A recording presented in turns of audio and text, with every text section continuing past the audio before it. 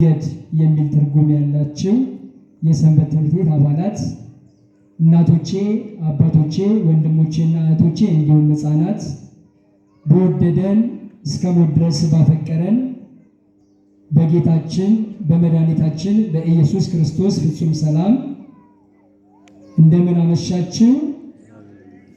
በቸርነትና በምሕረት በሕይወትና በጤና በእድሜያችን ላይ ይችን ሰዓት ተጨማሪ አድርጎ የሰጠን የአባቶቻችን የቅዱሳን አምላክ በዘመናችን የኛ አምላካችን እግዚአብሔር ስለማይነገረው ስጦታው ስሙ የከበረና የተመሰገነ ይሁን።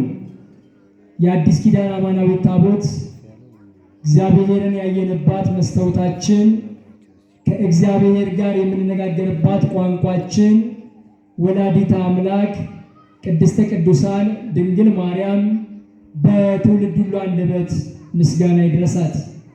ለቅዱሳን ለጻድቃን ለሰማዕታት ለቅዱሳን መላእክት እንደየክብራቸው እንደየማይረጋቸው ክብርና ምስጋና ይድረሳቸው። ዛሬ ለፍኖተ ሕይወት ሰንበት ትምህርት ቤት ለዚች ታላቅ ደብር ድርብርብ በዓላት ነው ማለት ይቻላል። እንደ ቤተ ክርስቲያናችን ይትባል አሁን ያለንበት ዘመን ዘመነ ጽጌ ይባላል። ከመስከረም 26 እስከ ህዳር 6 ድረስ ያለውን እናከብራለን።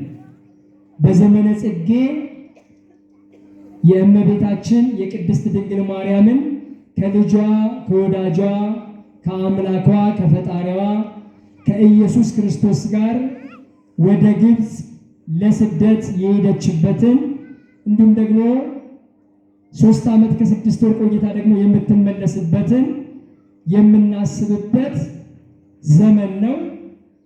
ዘመነ ጽጌ ይባላል። አንድም በዚህ በዘመነ ጽጌ በአበባው ድንግል ማርያምን በፍሬው ደግሞ ኢየሱስ ክርስቶስን እየመሰለች የቅዱስ ያሬድን ማህሌቱን መሰረት አድርጋ እንዲሁም ደግሞ የአባ ጽጌ ድንግልን ለ40 ቀን ያህል ይህንን ጾም የጾሙትን ምክንያት በማድረግ ከሁለቱ የፍቃድ አጽዋማት መካከል እንደ አንዱ አድርጋ እንደ ዘመነ ዮዲት በጳጉሜ 1 ጀምረን ጳጉሜ 5 ወይም በዘመነ ዮሐንስ ጳጉሜ 6 የምንፈታውን እንደሱ ደምራ ይሄ ጾመ ጽጌ ወይም ደግሞ የጽጌ ጾም ስለ ድንግል ማርያም ስለ ልጇ ስለ ኢየሱስ ክርስቶስ ፍቅር በእውነት ታላቁ አባት አባ ጽጌ ድንግል የጾመው ጾም ነው።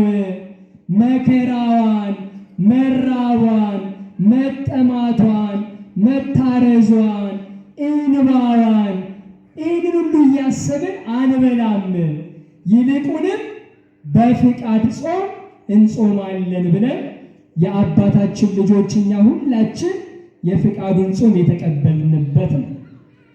ከዛ ውጭ በስተመጨረሻ 19ኛ የሰንበት ትምህርት ቤታችን ዓመታዊ ክብረ በዓል ነው። ለዚህ ሁሉ ያደረሰን ማን የተመሰገነ ይሁን? እግዚአብሔር የተመሰገነ ይሁን።